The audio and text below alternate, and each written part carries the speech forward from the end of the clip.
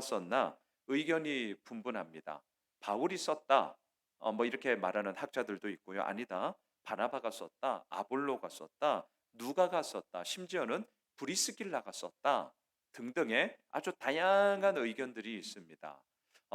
그렇기 때문에 다양한 의견이 있다라는 것은 뒤집어서 얘기하면 뭐예요? 누가 쓴지 정확하게 모른다. 이것이. 그래서 우리가 가져야 할 태도는요. 누가 썼냐? 모른다. 다시 말하면 오직 주님만 아신다. 이걸 우리가 기억하면 좋겠고요. 하지만 이렇게 하고 넘어가기에는 좀 아쉬워요. 분명히 알 수 있는 게 하나가 있습니다. 누가 썼는지는 우리는 모르지만 분명히 이 히브리서를 기록한 저자는 구약에 대해서 아주 능통한 해박한 지식을 갖고 있었다. 이거는 분명하게 알 수 있어요. 자막을 한번 보십시오. 히브리서 1장 5절과 6절인데요. 우리 우선 같이 한번 읽으시죠. 하나님께서 어느 때에 천사 중 누구에게 너는 내 아들이라 오늘 내가 너를 낳았다 하셨으며 또 다시 나는 그에게 아버지가 되고 그는 내게 아들이 되리라 하셨느냐. 또 그가 맏 아들을 이끌어 세상에 다시 들어오게 하실 때에 하나님의 모든 천사들은 그에게 경배할지어다 말씀할. 자, 혹시 큐티 책은 각주가 안 달려 있지만 혹시 성경을 갖고 계시면 요 5절과 6절에 각주를 한번 보세요. 성경에는 기역, 니언, 디귿, 리얼 뭐 이런 식으로 되어져 있거든요. 이 두 구절만 해도 꽤 많은 각주들이 달려져 있습니다. 한번 성경을 보세요. 너는 내 아들이다. 오늘 내가 너를 낳았다. 여러분 성경 각주를 보면 시편 2편 7절을 인용했다. 이렇게 기록되어져 있죠. 나는 그에게 아버지가 되고 그는 내게 아들이 되리라. 사무엘하 7장 14절을 인용한 거예요. 하나님의 모든 천사들은 그에게 경배할지어다. 시편 97편 7절을 인용했다. 등등. 제가 다 읽진 않을 거예요. 근데 히브리서를 이렇게 보시면 각주들이 꽤 많이 연결되어져 있을 거예요. 이건 뭐죠? 히브리서를 쓴 사람은 누군지는 모르겠으나 구약에 아주 능통하고 해박한 지식을 갖고 있던 사람임에 분명하구나. 이걸 우리가 우선 확인하게 되고요. 그래서 학자들은 히브리서를 일컬어 이렇게 얘기합니다. 신약의 레위기서다. 이런 별명을 가지고 있어요. 신약의 레위기서다. 그래서 구약에서 특별히 레위기에서 언급했던 제사법들이 꽤 많이 인용이 됩니다. 이제 이런 부분들은 제가 큐티를 나누면서 말씀을 드리겠고요. 자, 두 번째. 편지를 누가 받느냐? 자, 누가 받냐? 이미 히브리서라는 이 성경 제목에 답이 나와 있어. 히브리인들. 다시 말하면 이제 유대인들인데요. 제가 더 정확하게 말씀을 드리면 유대교회에서 기독교로 개종한 유대인들입니다. 이게 되게 중요해요. 이걸 이제 히브리서를 읽으실 때 잊어버리시면 안 돼요. 다시요. 유대교회에서 기독교로 개종한 유대인들을 위해서 썼다.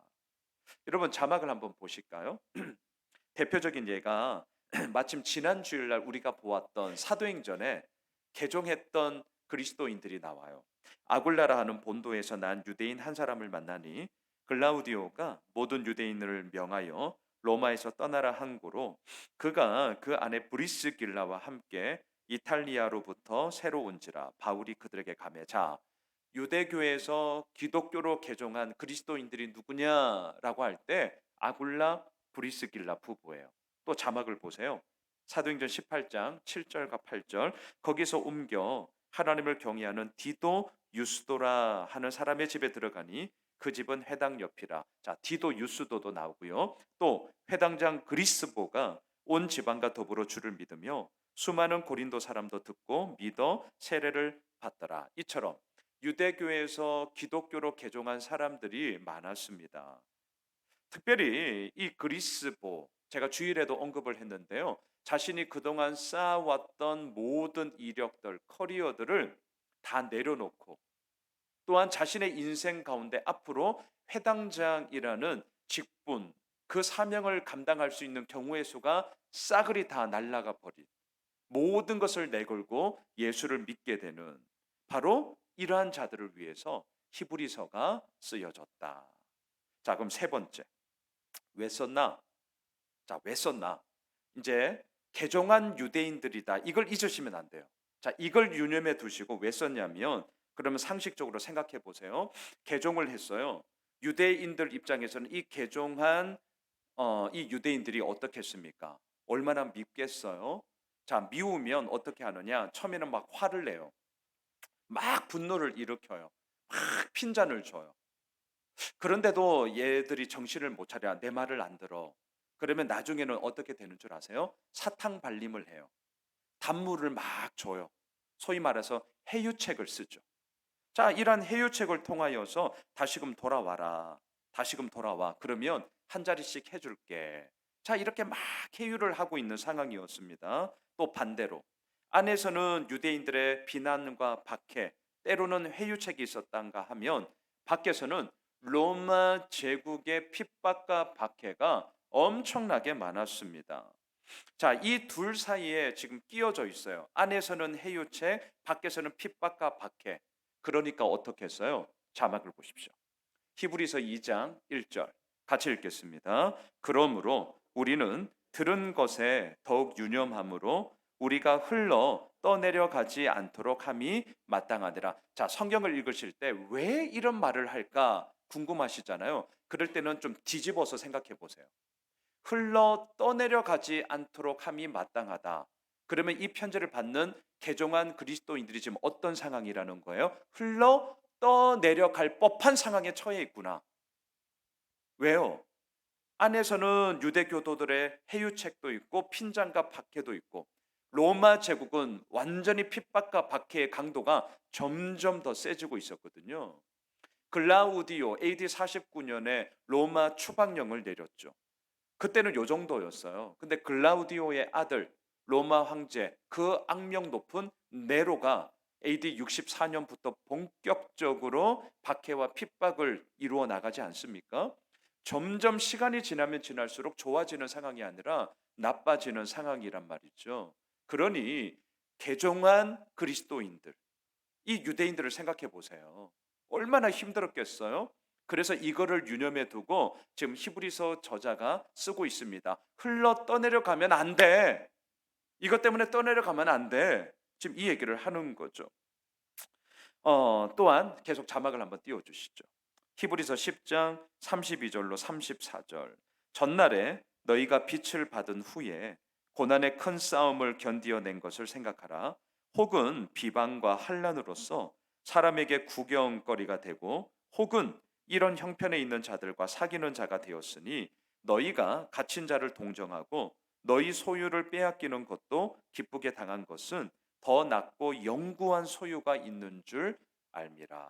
자, 이처럼 이렇게 해유하고 핍박하고 비방 가운데 있던 개종한 유대인들을 향하여서 히브리서 기자는 끊임없이 얘기를 합니다. 우리에게 더 영구한 소유, 우리가 붙잡아야 할 가치가 있다. 힘들지? 나도 안다.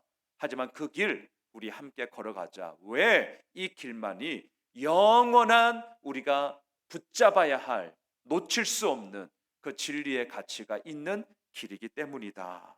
자, 이 얘기를 한단 말이죠. 이게 이제 히브리서를 쓴 이유입니다. 자, 마지막 네 번째.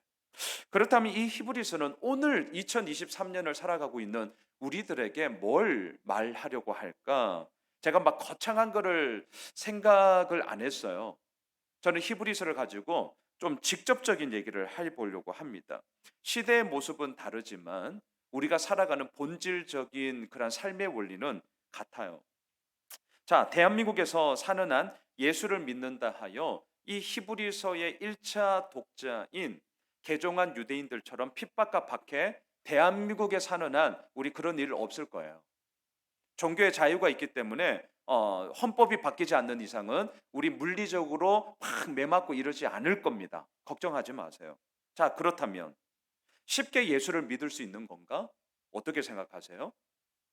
물리적인 환경과 상황을 생각하면 뭐 종교의 자유가 있으니까 쉽게 믿을 수 있지 이런 생각이 들지만 사실은 훨씬 더 어려워지는 아니 미묘하고 교묘해지는 그런 시대 정신과 상황으로 인해서 점점 더 많은 사람들은 교회를 떠나고 있습니다.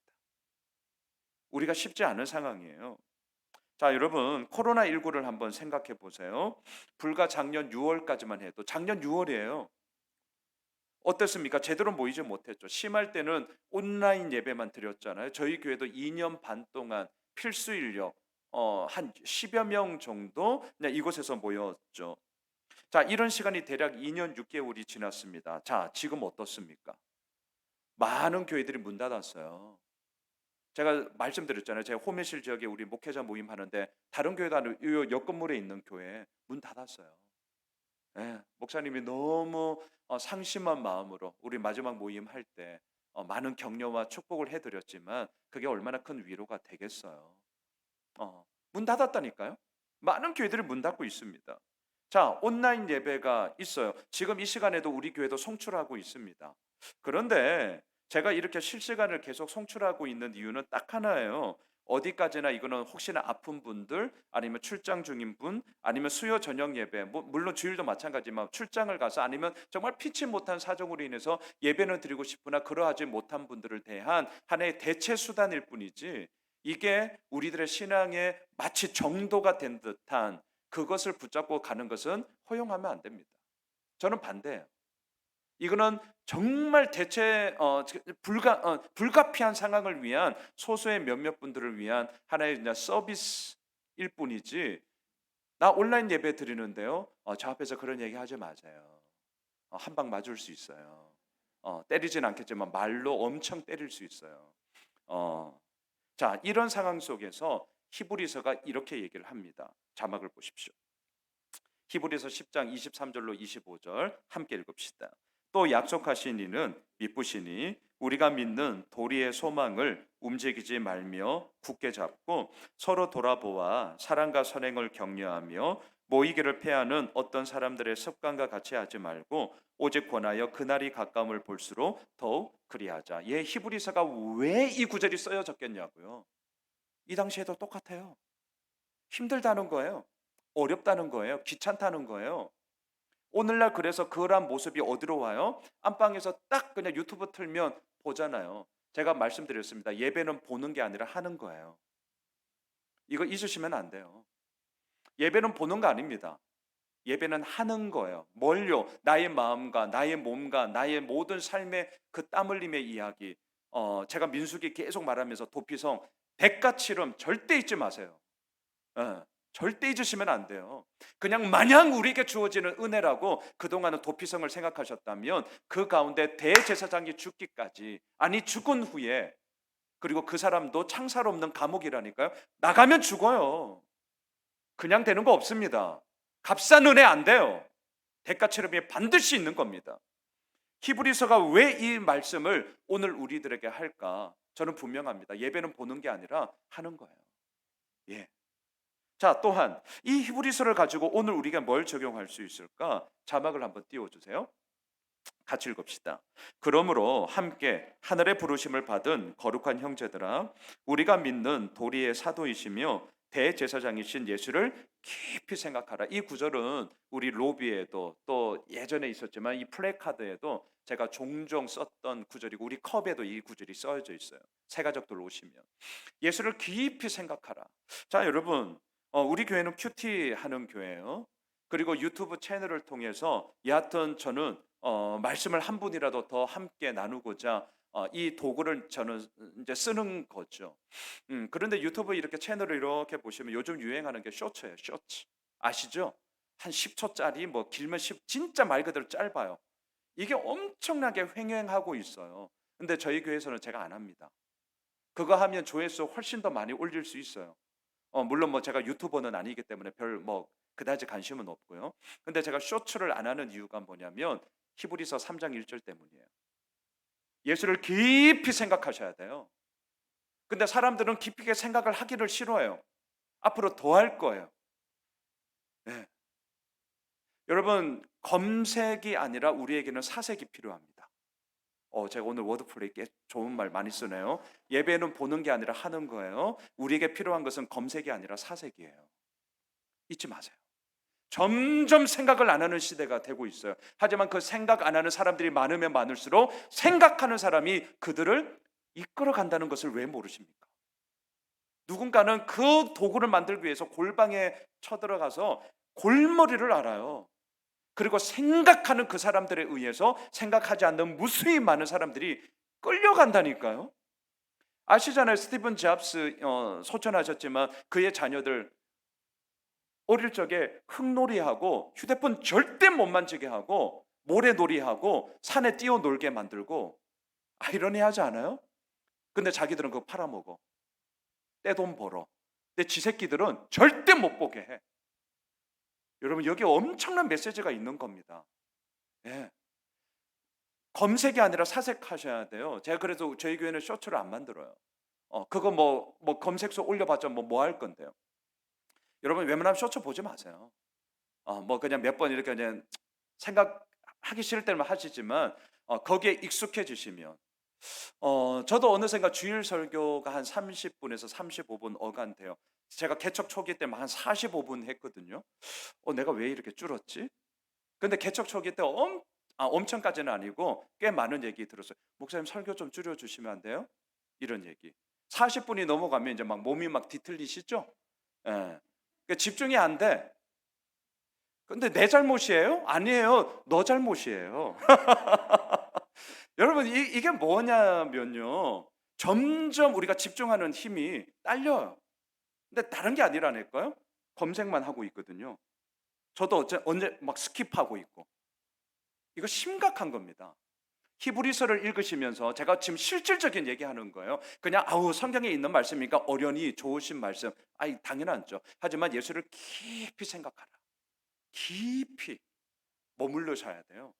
그 속에서 고군분투함이 우리들에게 더욱더 믿음뿐만이 아니라 우리의 삶의 모습을 잡게 되는 것이죠. 자, 말씀을 정리하겠습니다. 히브리서 이제 금요일부터 12월 중순까지 우리가 달려가게 될 것인데 우리가 마지막으로 다짐하고 또 다짐해야 될 결론을 이거라고 생각을 합니다. 띄워주시죠.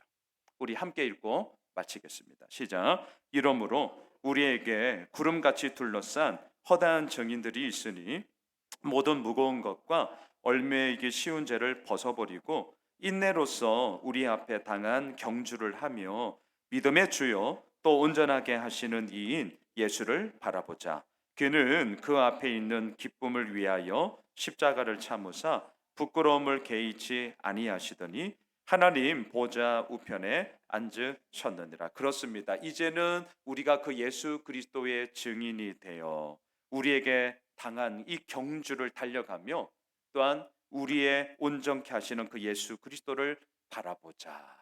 이게 결국 히브리서 묵상을 하면서 우리가 가져야 할 믿음의 태도라고 생각을 합니다. 바라기는 금요일부터 맛보기로 그냥 오늘 간략하게 말씀을 드렸고요.